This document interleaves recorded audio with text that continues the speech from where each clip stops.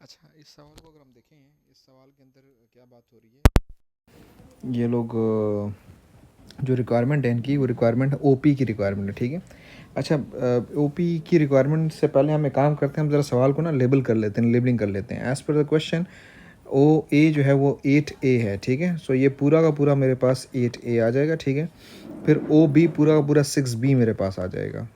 अच्छा, लेकिन हम इसके बाद अगर देखें क्वेश्चन को, तो ओ एम और एम बी की जो ब्रेकअप है इन टर्म्स ऑफ रेशो 1:1 है, विच मीन्स के ये ओ एम है। सो ये हो जाएगा 1/3 of O B which is 6B। So ये 6B अगर मैं इसको सॉल्व करूँगा, सिंप्लीफाई करूँगा, तो 2B हो जाएगा। सो ओ एम 2B हो गया मेरे पास। और फिर मेरे पास दूसरा 2 है, सो 2/3 टाइम्स 6B। सो ये मेरे पास आ जाएगा, कैंसिल आउट होने के बाद 4B। सो ये मेरे पास डिस्ट्रीब्यूशन इसकी आ गई है। अब एक काम कर लेते हैं, ये तो हो गया मेरे पास। अच्छा अच्छा वो उनकी रिक्वायरमेंट क्या है? They are asking for OP। So OP को अगर मैं देखूं, सो OP मेरे पास, देखें, this is OP, okay. So OP एक तो starting from the first ending on the last की अप्रोच यूज़ करते हुए मैं अगर इसको सॉल्व करूँगा, सो ये आ जाएगा मेरे पास, ठीक है। अच्छा, अब इसमें OA क्या है मेरे पास?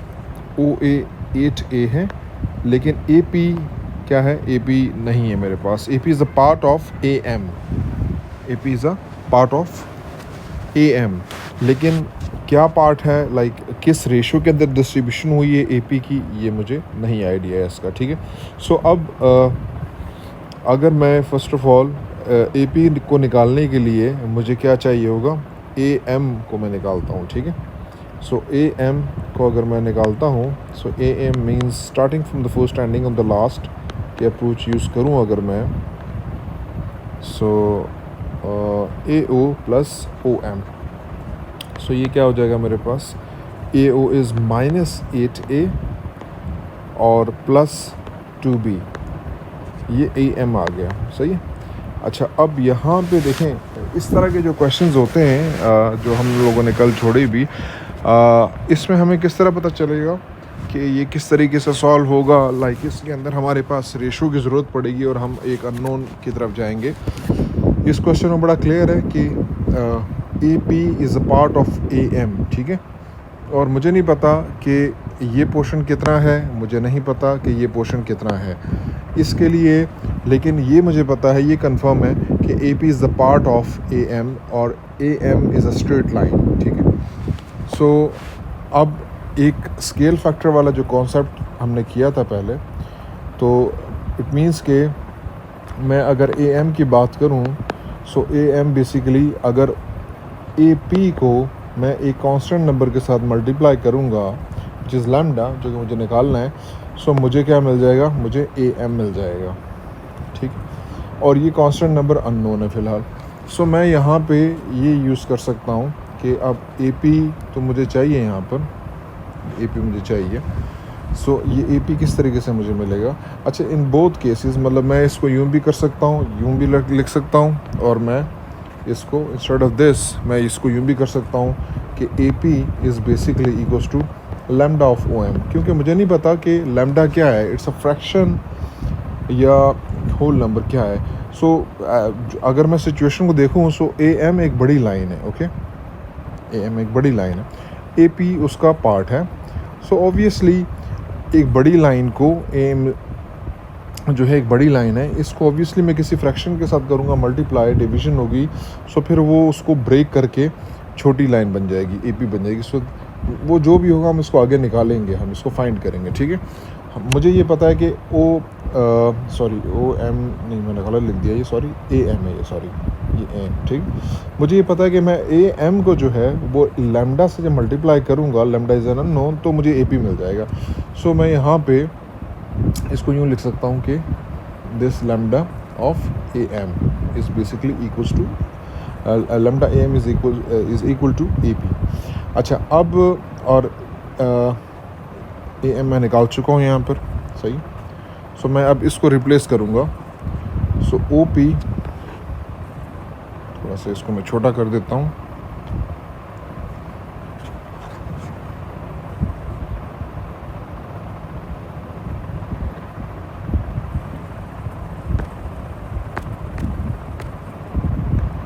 अच्छा, अब ये मुझे पता है कि ओ पी जो है वो बेसिकली क्या है, 8a है और प्लस लेमडा है मेरे पास, और ए एम की वैल्यू है मेरे पास, ठीक है। ये ओ पी मेरे पास आ गया, ठीक है। अच्छा, अब इसको तो यहीं पे हम रोक देते हैं, क्योंकि ये मेरे पास ओ पी की जो वैल्यू आ गई है उसके अंदर मेरे पास अननोन्स है मेरे पास, ठीक है। लेमडा एक अननोन है, तो लेमडा को निकालना इंपॉर्टेंट है पहले। अब मैं ज़रा दूसरा इसका व्यू लेता हूँ कि दूसरा व्यू क्या हो सकता है इसका, क्योंकि इस व्यू से तो मेरे पास इक्वेशन बन गई है, लेकिन इसमें एक अननोन आ गया है। फिर मैं करूँगा क्या, जब दूसरी इक्वेशन ओ पी की एक और इक्वेशन बनाऊँगा, फिर जब ओ पी लाइक इक्वेशन और बनाऊँगा ओ पी की, या कोई ऐसी इक्वेशन बनाऊँगा जिसके अंदर ओ पी होगा, फिर उसको मैं उसके अंदर सब्स्टिट्यूशन करूँगा, फिर उसके बाद सब्स्टिट्यूशन के बाद साइमल्टेनियसली सॉल्व करके मैं लेमडा की वैल्यू निकालूँगा। अब इसके बाद हम एक काम करते हैं, हमारे पास ओ एन है हमारे पास, हम ओ एन के थ्रू हम ज़रा फाइंड करते हैं इसको, क्योंकि ओ एन के अंदर भी हमारे पास ओ पी आ रहा है। सो ओ एन, अगर मैं इक्वेशन बनाऊँ इसकी, O N is equal to starting from the first ending on the last, ठीक है। अच्छा, ओ ए हमारे पास है ऑलरेडी,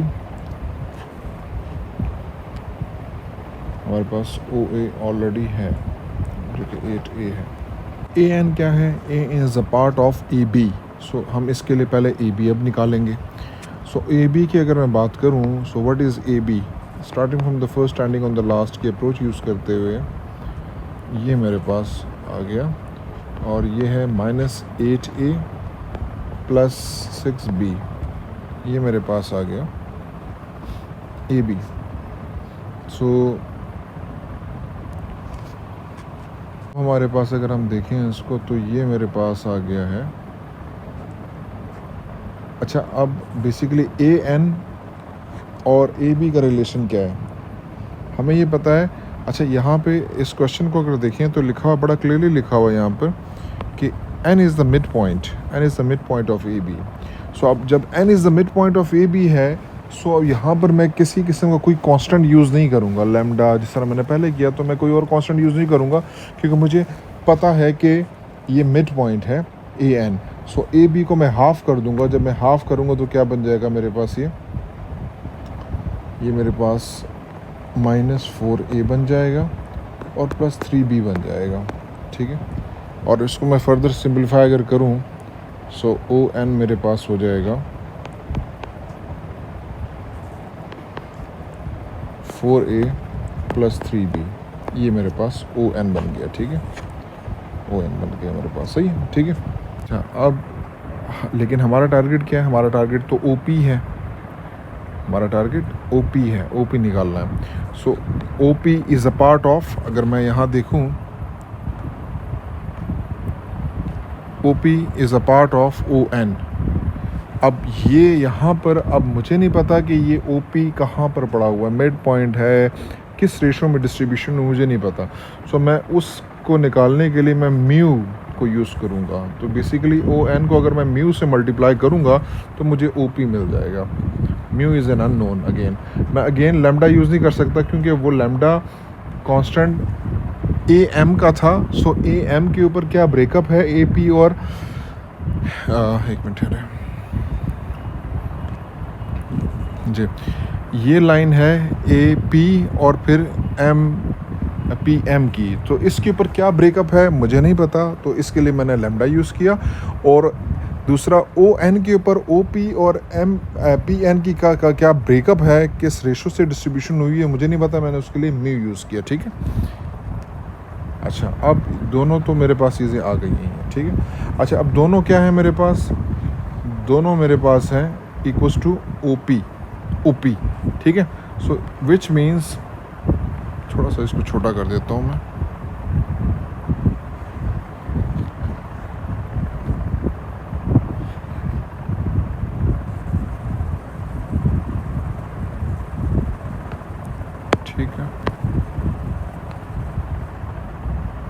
अच्छा, अब यहाँ से बात क्लियर हो गई कि अब हम क्या करेंगे, O P versus O P, O P is equal to O P करेंगे और हम वैल्यूज़ रखना शुरू करेंगे यहाँ पे 8 plus lambda minus 8a plus 2b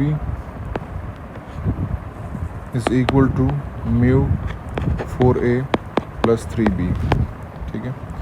अच्छा, अब यहाँ पे अगर हम देखें तो हमारे पास दोनों साइड्स पे जब हम इस तरह की इक्वेशंस को सॉल्व करते हैं साइमल्टेनियसली, तो हम विद रिस्पेक्ट टू ए के कोफिशेंट्स और बी के कोफिशेंट्स को हम को सामने रखते हैं, फिर हम सॉल्व करते हैं।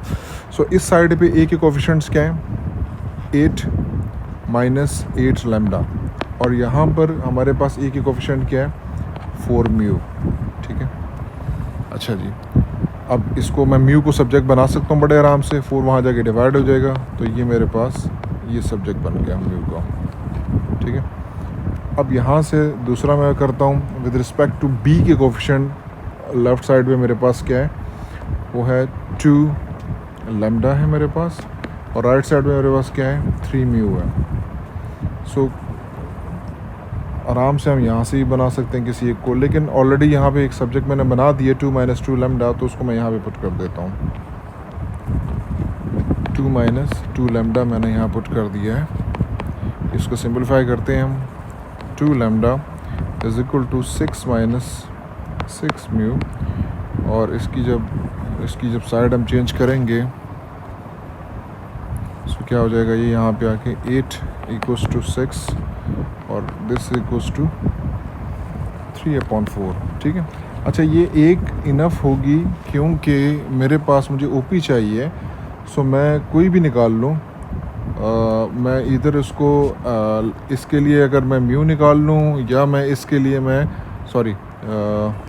लेमडा के लिए ये इसके लिए लेमडा निकाल लूँ, एंड रिज़ल्ट दोनों का सेम ही होगा और ओपी चाहिए होगा मैं, ठीक है। तो 3/4 आ गया। सो यहाँ पे आते हैं हम, मैं नीचे वाला मिटा रहा हूँ सारा। अच्छा, अब ओपी है 3/4 लेमडा है मेरे पास, 3/4 लेमडा है। अब इसको मैं सिंप्लीफाई करता हूँ, 8a माइनस, तो ये हो जाएगा, अगर ये कैंसिल मैं करता हूँ इसके साथ तो क्या हो जाएगा, मैं डायरेक्टली इसको सॉल्व कर रहा हूँ, 4 2s are 8। अच्छा, अब नेक्स्ट क्वेश्चन में अगर हम देखें तो अब यहाँ पे सबसे पहले तो हम लेबलिंग ज़रा करते हैं ना। तो ओ ए जो मेरे पास है, सो ओ ए मेरे पास है 5p, ठीक है। फिर ए बी मेरे पास है, ए बी मेरे पास है 3q, ठीक है। अच्छा, फिर ओ सी जो है वो क्या है मेरे पास, ओ सी 3/2 ऑफ ओ बी, ठीक है। सो इट मीन्स कि अगर हम पहले ओ बी निकाल लेते हैं, क्योंकि ओ बी गिवन नहीं है क्वेश्चन में, ताकि फिर हम डायरेक्ट उसको सॉर्ट आउट कर सकें, तो डायरेक्ट हम पहले ओ बी निकाल लेते हैं। सो ओ बी का मतलब है starting from the first and ending on the last, okay. So O A मेरे पास है 5p और ए बी 3q है, सो कोई साइन का चेंज नहीं होगा, ठीक है।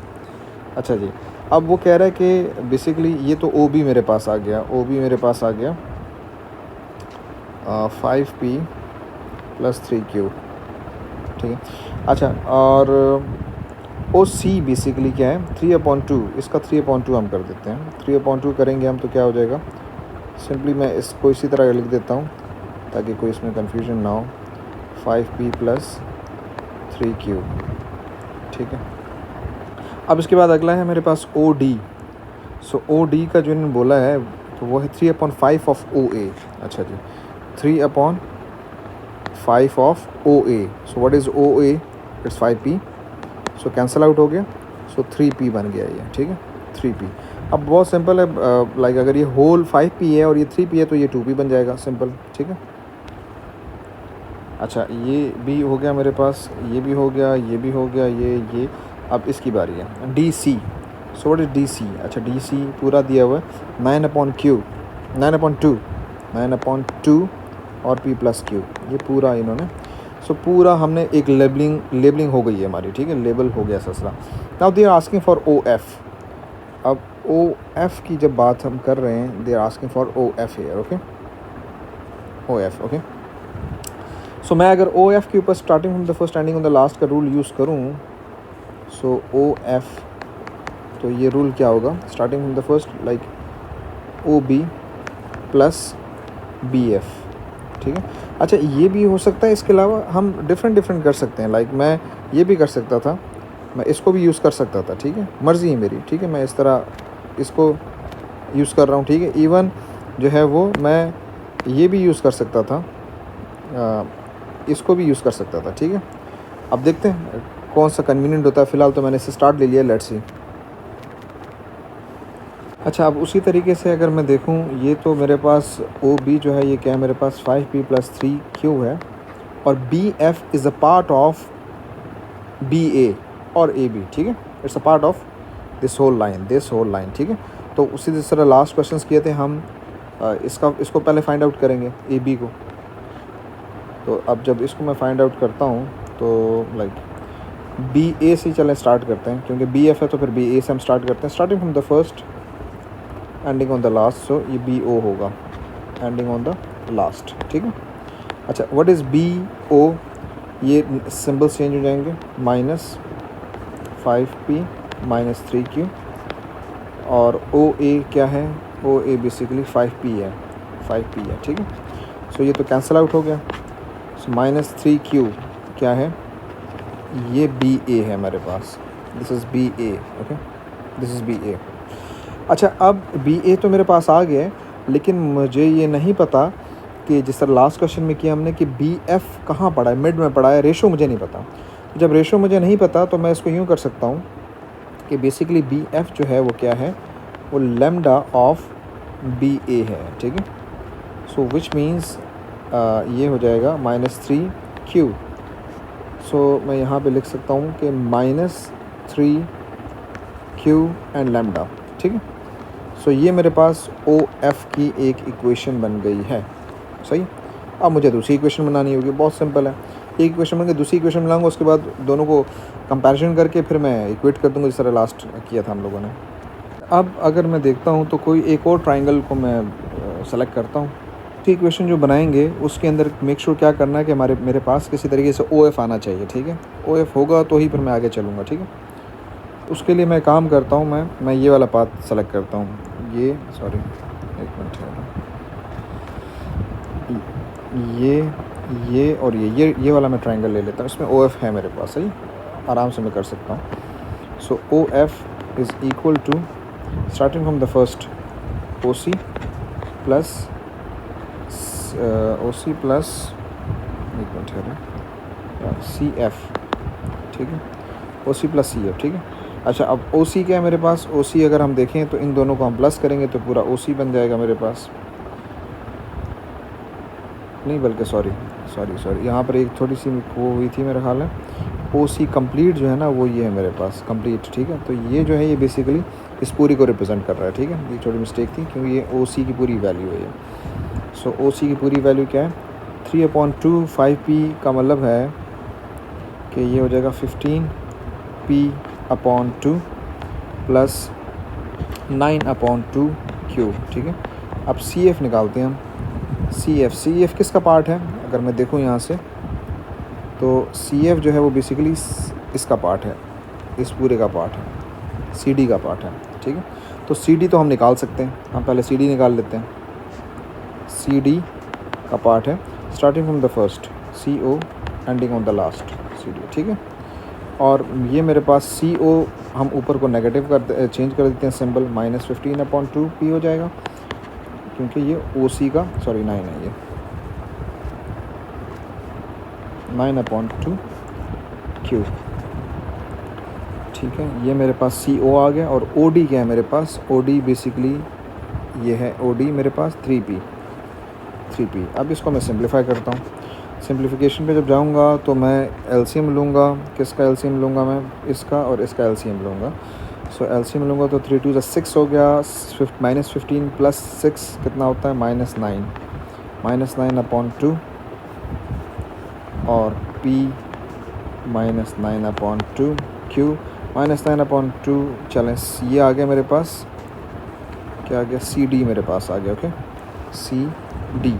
अच्छा, अब सी डी जो है, मुझे मुझे मेरा टारगेट क्या था भाई, मेरा टारगेट क्या था, मेरा टारगेट सी एफ़ था। तो मैं यहाँ पे कर सकता हूँ कि बेसिकली सी एफ़ जो है वो म्यू ऑफ सी डी है, ठीक है, म्यू ऑफ सी डी है। So mu of C D, so यहाँ से हम -9/2p -9/2q, ठीक है। तो बड़ा सिंपल है कॉन्सेप्ट, मैंने ख्याल है इन 2 क्वेश्चन में काफ़ी चीज़ क्लियर हो गई होगी कि हम किस तरीके से हम कंपैरिजन कर रहे होते हैं, ठीक है। अच्छा, अब इसको मैं यहाँ पे रख दूँगा, यहाँ पे मैं रख दूँगा म्यू आगे, और म्यू के बाद -9/2p है और -9/2q है, ठीक है, सही है। सो ये मेरे पास इक्वेशन बन गई है, मैं इसको मिटा रहा हूँ सारा नीचे को। अब अगर देखें तो ये मेरे पास 2 OF आ गए हैं, ठीक है, एक OF ये आ गया और एक OF ये है, ठीक है। अब मैं इन दोनों का कंपैरिजन करता हूँ, OF वर्सेस OF, ठीक है। सो वहाँ पे ऊपर क्या है मेरे पास 5p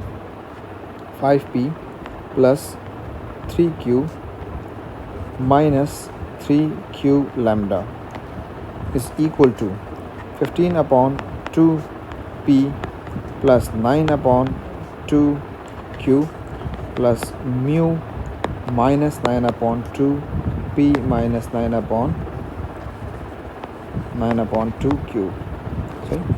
अब दोनों साइड्स पे वेरिएबल्स मेरे पास p और q है और मुझे लैम्डा और म्यू निकालना है। सो इस साइड से पहले p का कंपैरिजन करते हैं, दोनों साइड्स पे p का करते हैं। इस साइड से p उठाता हूँ, सो p मेरे पास होगा, p का कोफिशिएंट 5 है और वहाँ से p का कोफिशिएंट क्या है, 15/2 है, और उसके अलावा -9/2 म्यू है, ठीक है। यहाँ से ये है और यहाँ से ये है और ये है, ठीक है। अब जब इसको हम सॉल्व करते हैं, सो ये डायरेक्ट मैं करता हूँ इसको, 15/2 उस साइड में जाके नेगेटिव हो जाएगा, सो ये -5/2 हो जाएगा, -5/2 इज़ इक्वल टू 9/2, ठीक है, ठीक है। अब यहाँ से हम इसको कैंसिल आउट कर देते हैं, तो म्यू की वैल्यू आ गई है 5/9 जी। अच्छा, ये मेरे पास आ गई वैल्यू।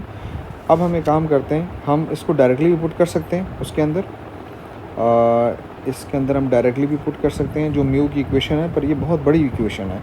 सो एक काम करते हैं, पहले हम ज़रा